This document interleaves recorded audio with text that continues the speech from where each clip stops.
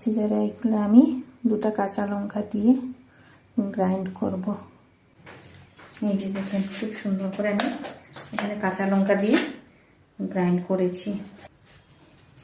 তো এখানে রেখেছি আমি বাঁধাকপি কুচি করে আর পেঁয়াজ, তো এটার সঙ্গে আমি এগুলো মিক্সড করে নিই।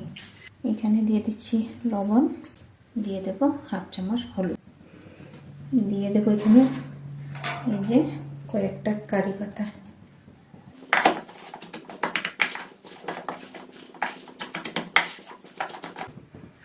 তো এই যে দিয়ে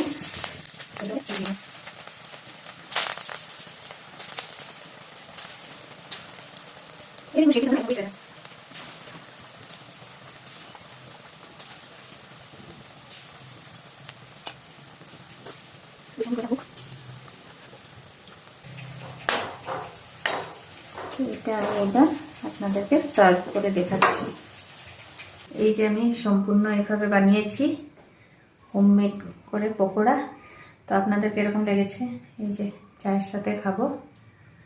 তো কিরকম লেগেছে? যদি আপনার এই রেসিপিটা আমার ভালো লেগে থাকে তো অবশ্যই একটা লাইক করবেন, কমেন্ট করবেন আর শেয়ার করতে কিন্তু ভুলবেন না।